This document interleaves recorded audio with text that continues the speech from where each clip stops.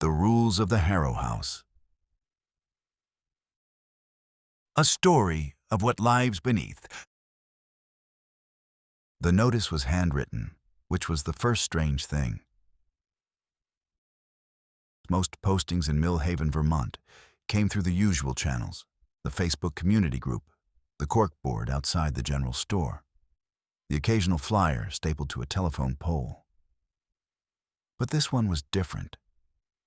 It had been slipped beneath the door of Mara Voss's rented room at the Gilchrist Inn sometime between midnight and 6 in the morning. And when she picked it up off the cold floorboards, she noticed that the ink was still faintly damp. Nanny needed 2 children, ages 7 and 9, weekend stay, Friday through Sunday, house at the end of Harrow Road, discretion expected, pay is generous, inquire at the door. No calls, no phone number, no name. Just an address and the quiet, odd authority of someone who expected to be found. Mara had arrived in Mill Haven 3 weeks ago with a duffel bag, $400, and the specific, hollow dignity of someone who has started over so many times that starting over no longer feels like anything at all. She was 26. She had a background in early childhood education, 2 semesters of a psychology degree she never finished, and the kind of face that made parents trust her immediately. Open, calm, attentive. She had fled a bad situation in Burlington. She had not told anyone that. She had taken the room at the Gilchrist on a week-to-week basis and spent her first days walking the town's single main street, applying for anything that paid. So when she read the notice, she did not hesitate for long. She needed money. The Harrow Road address needed a nanny. These were, in her current life, 2 facts sufficient to override almost everything else.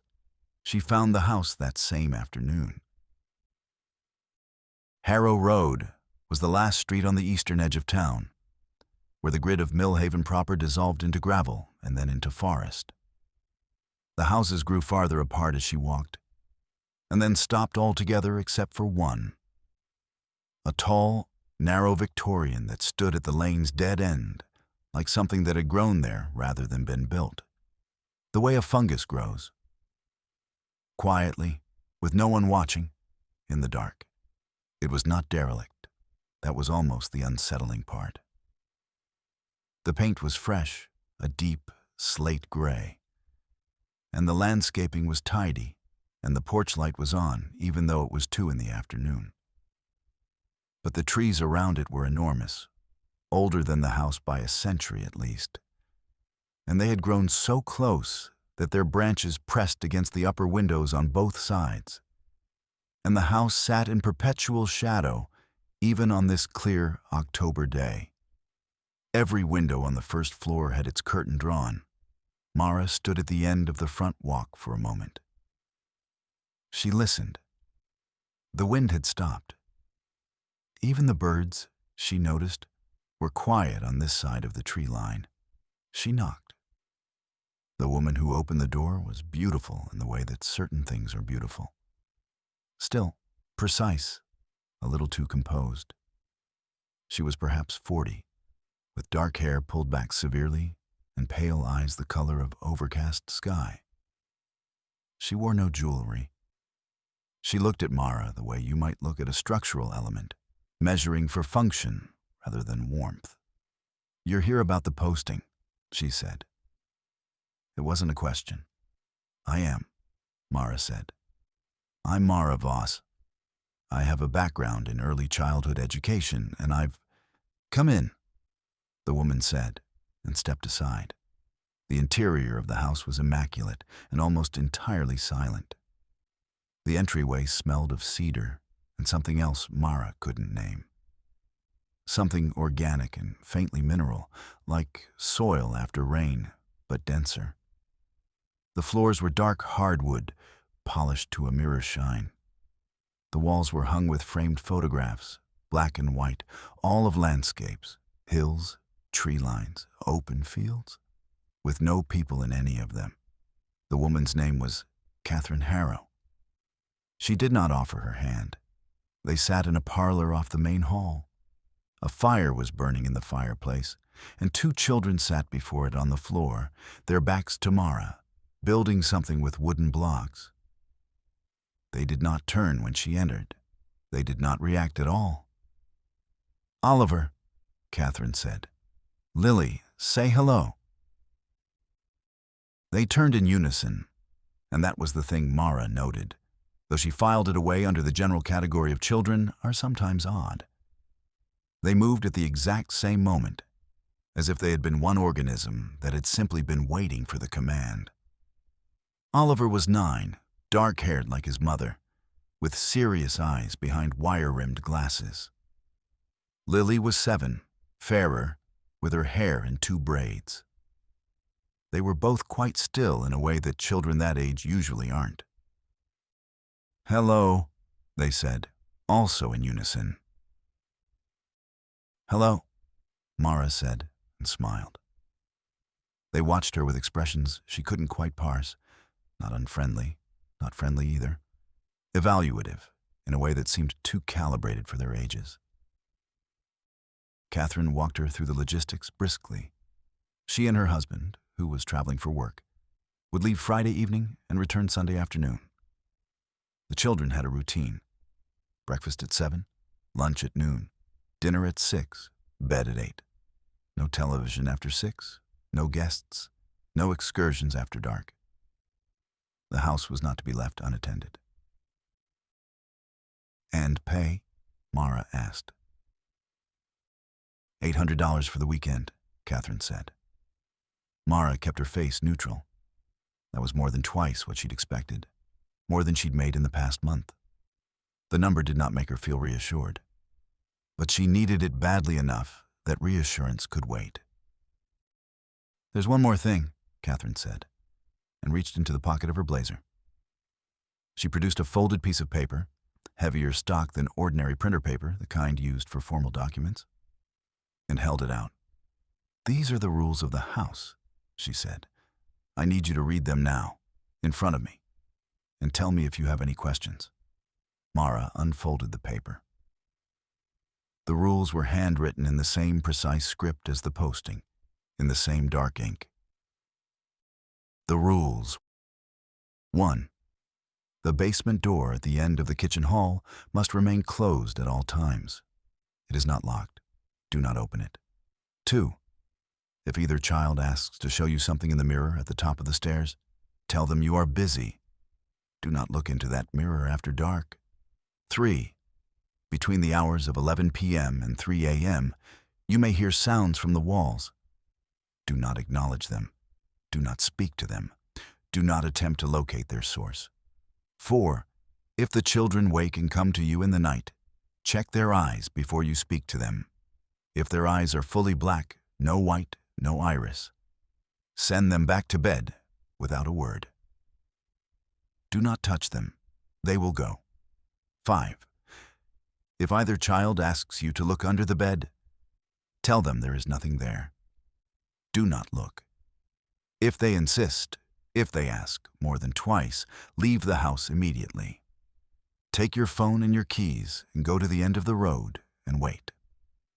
We will come. Mara read the list twice. The fire popped. Behind her, she could hear the soft, deliberate click of the children's wooden blocks. "These are very unusual rules," she said carefully. "Yes," Catherine said. "Can you explain them?"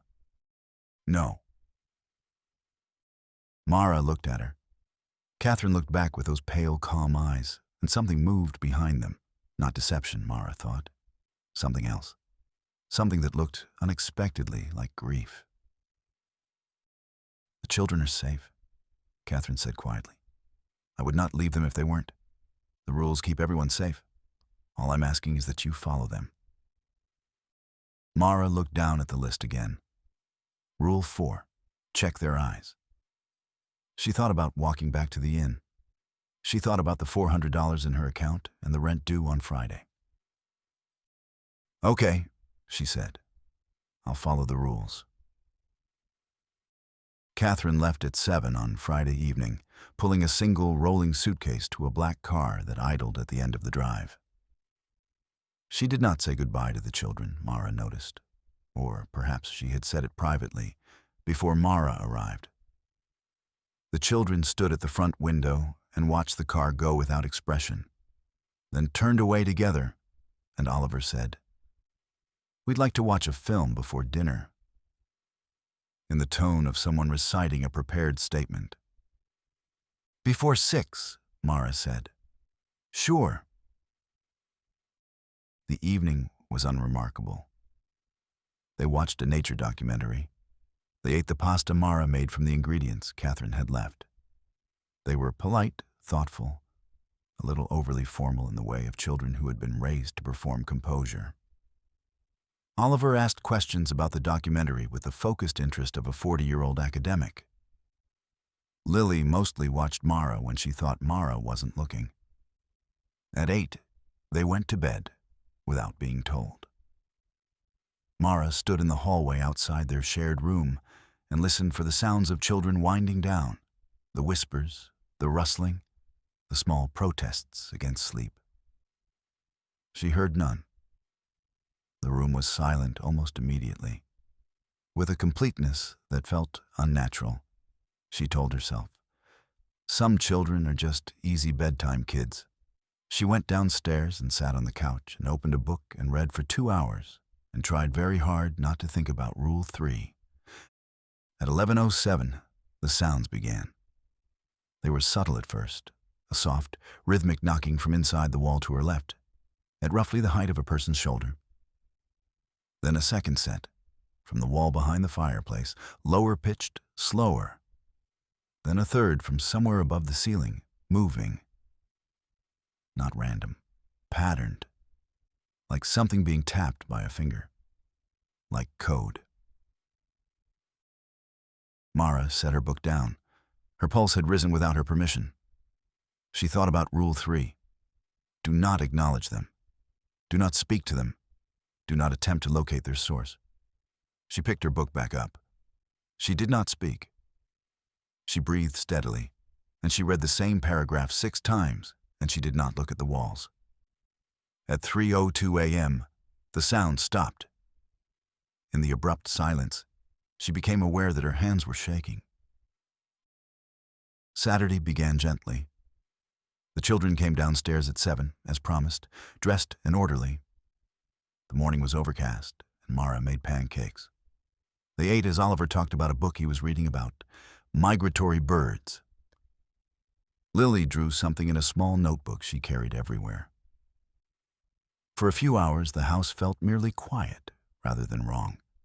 It was Lily's drawing that made Mara uneasy. She caught a glimpse of it when Lily set the notebook on the counter briefly to pour herself juice. It was not a child's drawing, not in the way Mara would have expected. It was a detailed, patient rendering of the house from above, as if seen from the air, with every room laid out in floor plan precision. But there was something added. In the basement, the part of the house beneath a floor Mara had never seen, there was a shape drawn at the center of the room, a rough oval, and from it, lines radiated outward like the legs of a spider or like roots. When Lily returned for the notebook, she looked at Mara, and then at the page, and then back at Mara. "I like to draw maps," she said. Nothing in her voice was wrong. Everything in her voice was wrong. "That's a great skill," Mara said.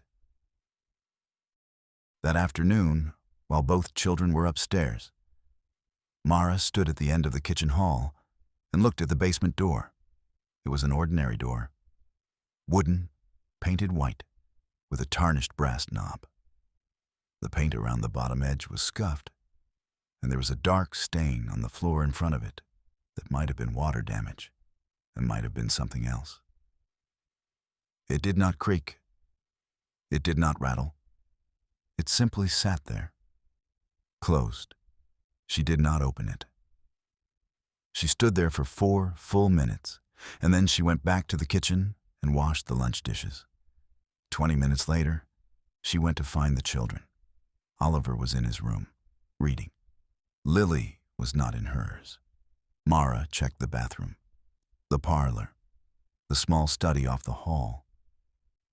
She was reaching for her phone when she noticed the basement door was standing open. The light from below was wrong. Not dark exactly, but dim and gray-toned, as if the air itself were thicker down there. And from the bottom of the stairs, in the full, absolute stillness of that space, she could hear a voice. Lily's voice. She was speaking in a low, steady murmur. The words were not quite audible from where Mara stood at the top of the stairs.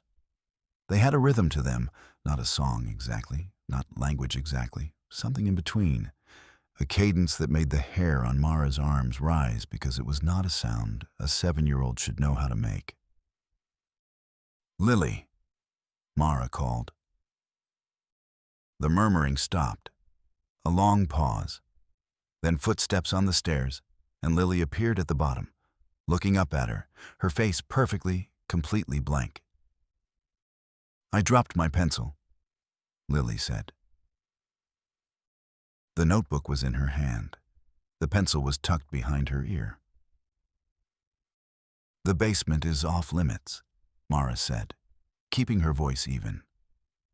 "Come up." Lily climbed the stairs and went to her room without another word.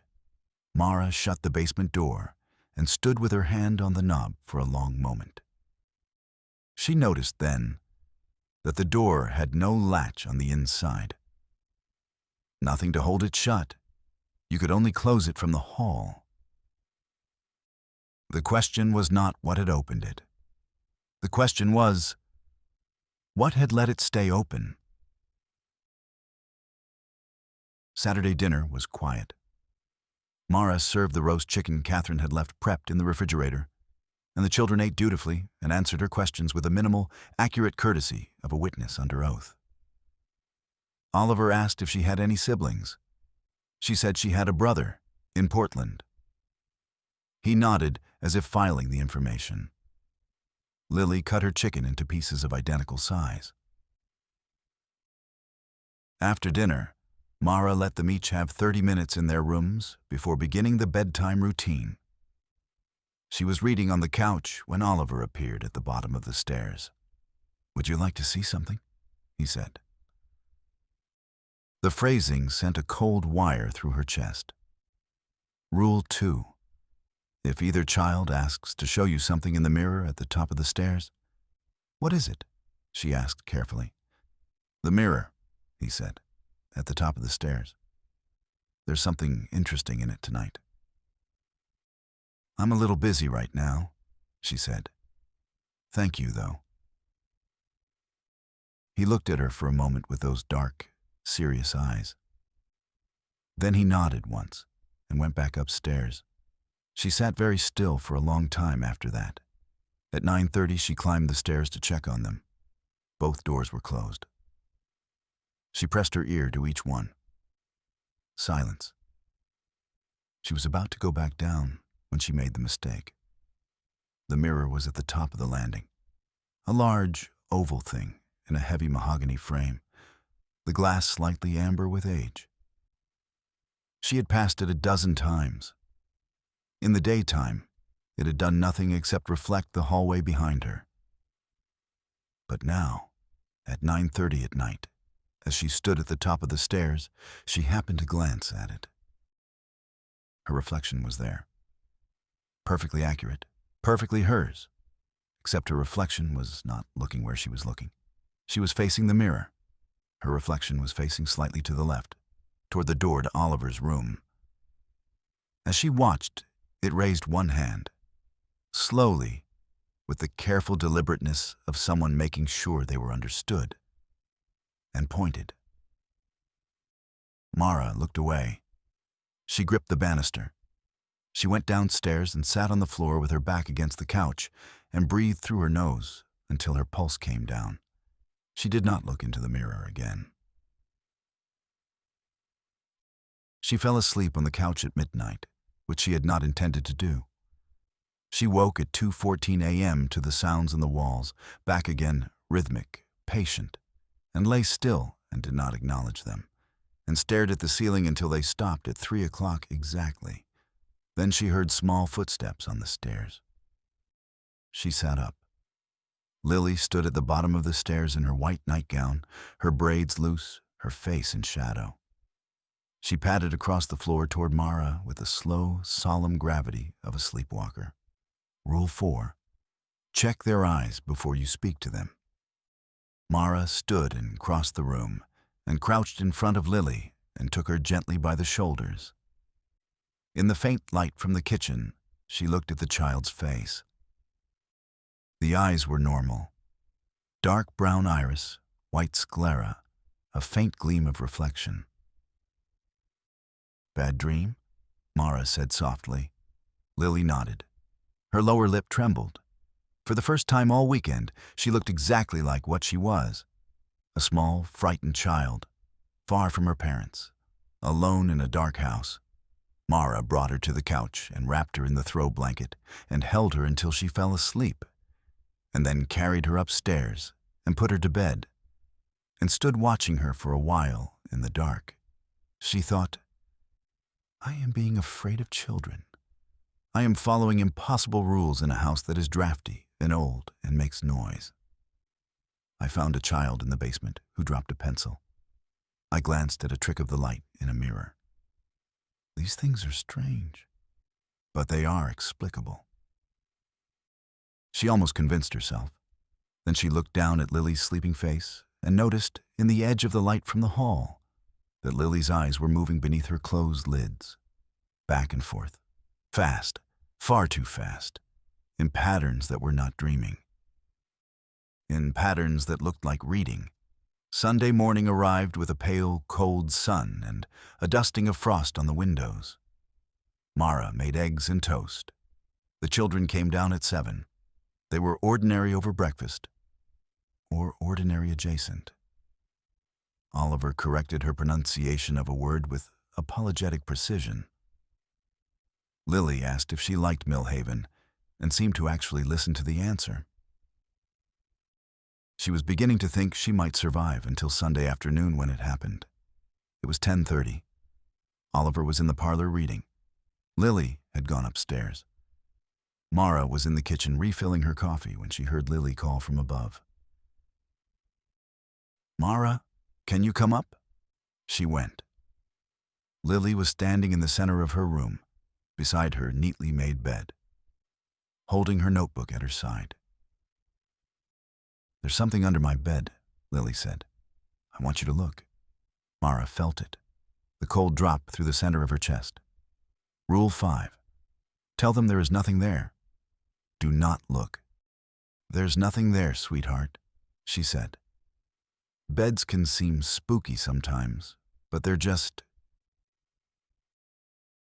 "It's been there since Friday," Lily said. "I want you to see it." That was twice. "There's nothing under your bed," Mara repeated, keeping her voice absolutely steady. "Why don't we go downstairs and—" "Please." Lily's voice changed on that word. Flattened. The tremor and the childishness went out of it like air from a balloon, and what was left was something that used the word correctly, grammatically, but had no emotional understanding of it whatsoever. "Look under my bed." That was 3 times. That was insisting. Mara left the room. She walked down the hall with measured steps, not running, because running would have meant looking behind her, and she did not want to look behind her. She went down the stairs and through the kitchen and picked up her phone from the counter and her keys from the hook by the door. She opened the front door. Oliver was standing on the porch. He had been outside, apparently. His shoes were muddy, and he held something in his hand that he quickly put in the pocket of his jacket when he saw her face. He looked at her, and then at the keys in her hand. "Rule 5, he said. "Yes," she said. He stepped aside without another word. She walked down the front path into the end of Harrow Road and stood between the trees, her phone in her hand, watching the house. All its windows were dark. Nothing moved. The birds in the forest around her were silent. She called the number Catherine had given her for emergencies. It rang once and went to a recording. "We are on our way. Please wait at the road. Do not return to the house. You did well." The recording clicked off. She stood at the end of Harrow Road in the cold October morning, and she waited. Catherine arrived in 40 minutes. She came alone and she came fast, the black car raising dust on the gravel road, and she got out while it was still rolling to a stop. She was not composed now. Her hair was down, and she was wearing a coat over what appeared to be pajamas. And her face carried the specific expression of a person who has been dreading a particular moment for a very long time, and has now arrived at it. She stopped in front of Mara and looked at her with those pale gray eyes. "You left," she said. "You followed the rule." "What's under that bed?" Mara asked. Catherine closed her eyes briefly. When she opened them, something had shifted in her expression. The composure was gone, and underneath it was something ordinary and devastated. "Nothing," she said. "Now." "That's not an answer." "It's the only one I have that's true right now." Catherine looked toward the house. "Come with me. I'll explain inside. The children need to see that you're all right." "The children," Mara said slowly, "are the ones who sent me out here." Catherine said nothing. She turned and walked toward the house, and Mara followed because standing at the end of a gravel road in October was cold. And because she needed answers more than she needed to be sensible. The children were in the parlor. They sat on the floor in front of the fireplace as they had been the very first time Mara had seen them, their backs to the room, playing with the wooden blocks. They did not turn. Catherine sat across from Mara at the parlor table and folded her hands and began to speak. "The rules," she said, "were about protection. The Harrow House had been in her family for 5 generations. Something had come with the original occupants, not invited, not understood, simply present, the way a shadow is present. Over the years, the family had learned to manage it. The rules had been passed down and refined with each generation, each failure teaching them something new. The basement was where it was oldest. The mirror was where it was most curious. The sounds in the walls were how it moved at night. And the eyes,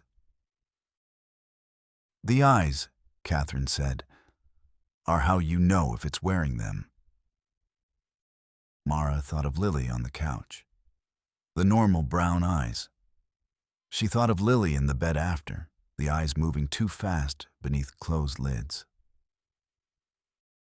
"And Rule 5, she asked.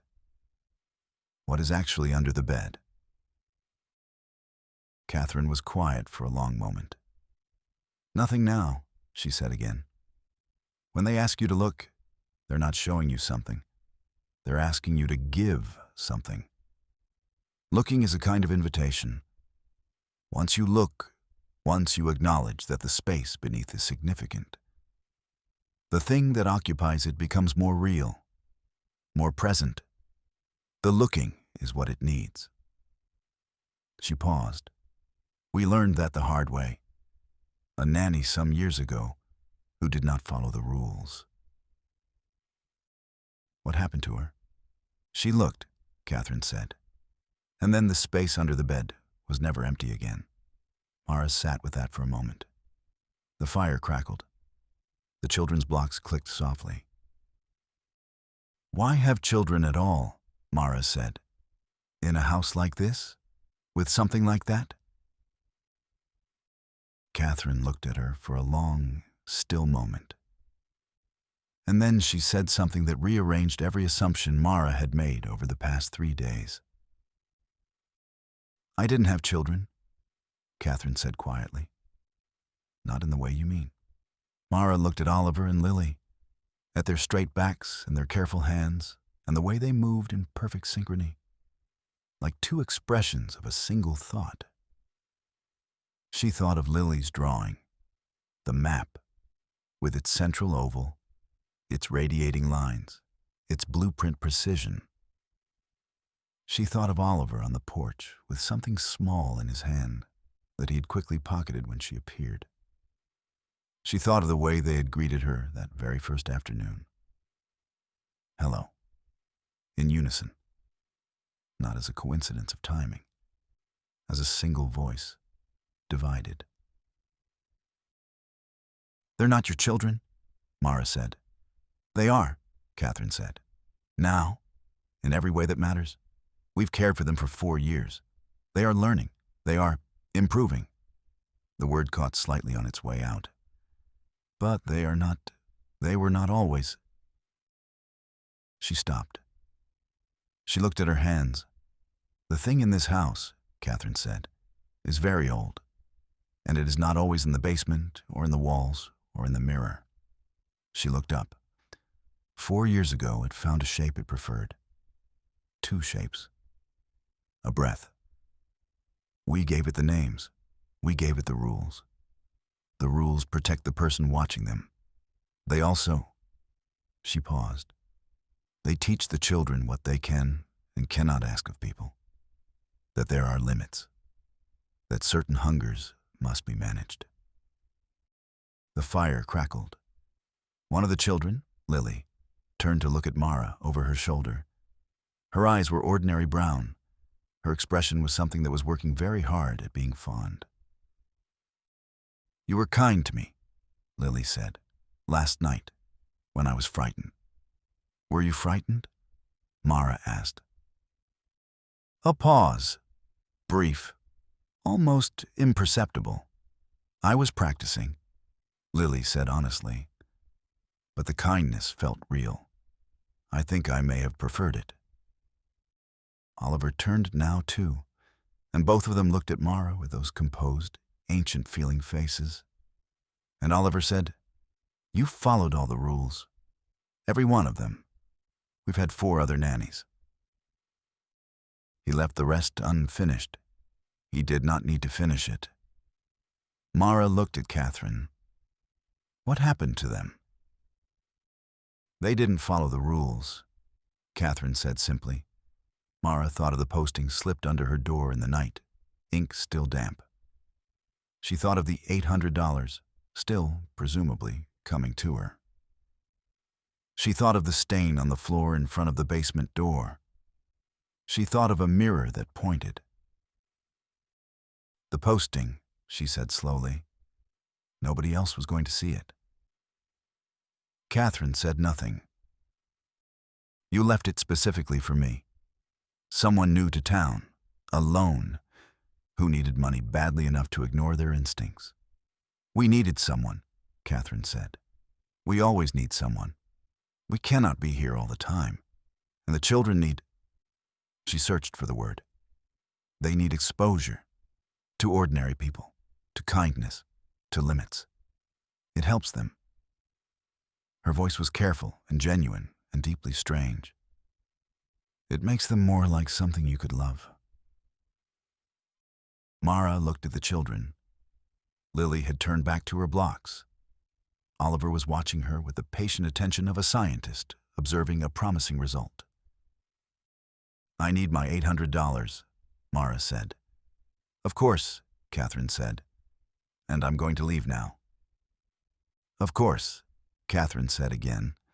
She walked to the entryway and took her coat from the hook and put on her shoes and picked up her bag from beside the door where she had left it Friday night, already half-packed against some premonition she hadn't listened to closely enough. She opened the front door. "Mara," Oliver said. She paused, did not turn. "You can come back," he said, "if you want. The rules are easier the second time, and we are..." A pause, and in the pause was something that might have been in a different kind of mouth, something like longing. We're trying to be good. She stood in the open door and felt the cold October air on her face and thought, this is the thing the rules were always really for. Not to keep her safe from them, to keep her from the moment when she looked at whatever they were and found, against all reason, that she did not quite want to leave. She left. She walked down Harrow Road and didn't look back. She was at the inn by noon. The $800 appeared in her bank accounts at 12:04 p.m., transferred from an account with no name. She sat on her bed and held her phone and thought about what Oliver had said. She thought about it for the rest of the day. She thought about it for the rest of the week. On Friday, she walked back to the end of Harrow Road. The posting was still there, tacked now to the gatepost of the front walk, the ink no longer damp. She stood at the end of the path for a long time. The light was on in the parlor. Two small silhouettes sat in it, still and waiting, in front of a fire she could not see but knew was there. She opened the gate. After all, she knew the rules.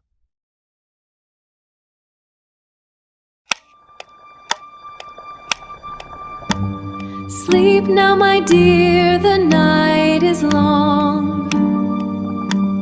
Drift away to the crypt's soft song. Close your eyes till the next moonbeam. Sweet sleepy screams, sweet sleepy screams.